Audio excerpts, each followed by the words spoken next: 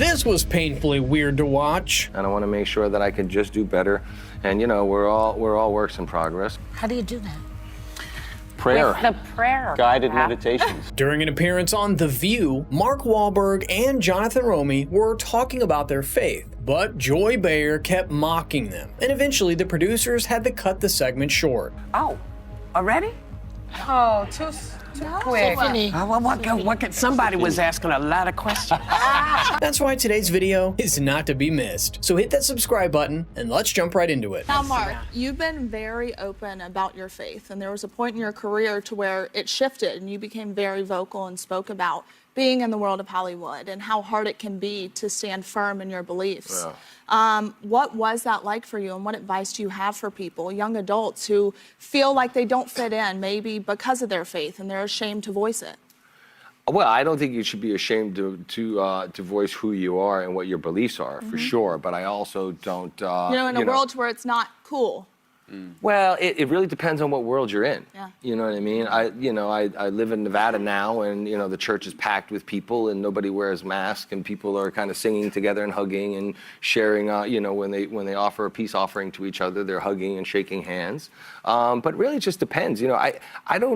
I never wanted to deny it. I never wanted to kind of jam it down anybody's throat. That's an important distinction to make. You see, in Hollywood, celebrities who are openly atheist or agnostic rarely keep it to themselves. But when it comes to faith, there's this unspoken rule to stay quiet or downplay it. For instance, Matthew McConaughey once shared the story of how certain people were holding back from clapping when he thanked God during his 2014 Oscars speech. That's the type of environment that we're talking about here. And then you've got a group of entertainers who go even further, openly mocking those who speak about their beliefs. Joy Behar clearly falls into that category. Take a look. People just started asking me, what works for you? What do you kind of credit your success? And I was like, well, I've been very fortunate. I grew up in the real world. I got into a lot of trouble when I was younger. It's a very pivotal, there was pivotal times in my life where people came to me and expressed the importance of faith to keep me on the right track. And that kind of discipline has afforded me now so many wonderful things that I want to share that with people. And I certainly want to help kids avoid making the same mistakes that I made when I was younger. And, it's... What was the worst thing you did? Well, Joy. Leave it up to Joy. You know what? I'm not going to let you That's ask a that. long See, he doesn't But have I to think answer it. I know, but we Joy, want to you finish asked your the question. the worst thing that I did was probably follow others when I should have been more of a leader, but that's very, very difficult to do at a young age when you're easily influenced and in a bad area. See? Good answer. So, but my job is to definitely continue to encourage other people to stand up for themselves and to stand up for the right thing, and to make sure that people are trying to be the best versions of themselves. At first, it might seem odd that Whoopi stepped in like that, but there's some history behind Joy and her views on Christianity. She was raised Catholic, but now identifies as agnostic, and she's pretty open about it. In one interview, she even said, "I never gave my daughter any religion because I felt that I was brainwashed." She also had moments on The View where she crossed the line, like when Mike Pence was a guest and she joked, "It's one thing to talk to Jesus, it's another thing when Jesus talks to you." That's called mental illness, which she later apologized for. So in that moment, Whoopi was likely trying to step in before things went off the rails yet again. But Joy didn't take the hint and kept pushing with her weird questions. I'm constantly trying to do more and be better. Yeah. I think that for me is the key. But if you're a work in progress like myself, it's always about first of all, I get on my hands and my knees, express my gratitude, and then I ask for the ability to know what the right thing is and to do it. I know I've been put in this position for a reason, and I want to fulfill the purpose that God has chosen for me, and I want to make sure that I can just do better. And we're all works in progress. How do you do that? Prayer. With the prayer. Guided meditations. What if you don't pray? Now's a good time to start. Okay. Yeah. Yeah.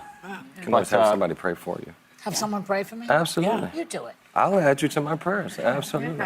Props to Mark and Jonathan for standing firm in their faith while the conversation was clearly being pushed in the awkward direction. You could notice that there was a sense of unease on the panel, which rarely happens, even when they're talking about the most sensitive political topics. But that may be intentional, because when a topic is framed as awkward or off limits, people are less likely to bring it up in everyday conversations. That's how narratives get shaped over time. But Jonathan didn't back down, and he kept talking about the importance of prayer, pointing out something interesting. More young men are starting to turn towards Jesus again after years of drifting away. To Joy's question about prayer, what if you don't pray? Well, prayer can be as simple as just expressing gratitude. Like, thank you for allowing me to wake up today. Like, I do that every yeah, morning. yeah. And I also think more women are craving men who have a faith-based belief because it leads to more safety, in my opinion.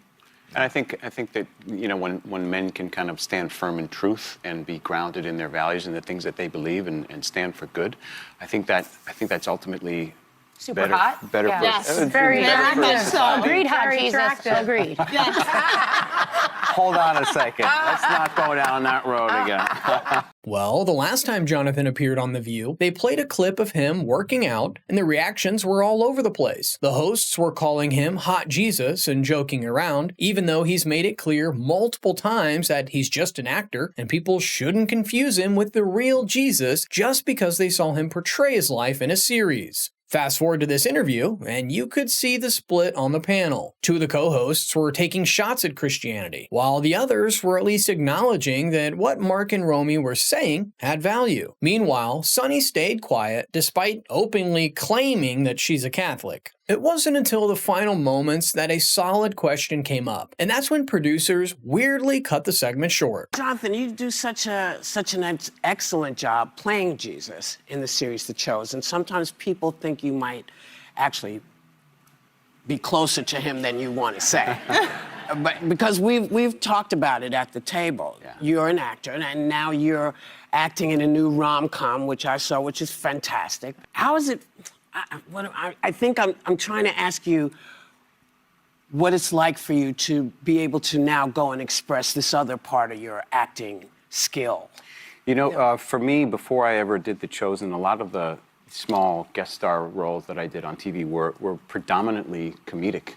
Like for instance, in Solomeo, like it wasn't a faith-based film by any stretch, but I'm like, you know, I want to have a representation of who I am in the character somehow. And so I chose to have my character Neil wearing a crucifix, because you don't see that in movies or television shows generally ever. Like, but people wear crucifixes. Yeah. But in the movies, for some reason, you only see them like if it's a priest or if it's a pastor or a religious character. I'm like, no, let's just reflect real people that you can see walking down the street anywhere. So. Oh, already?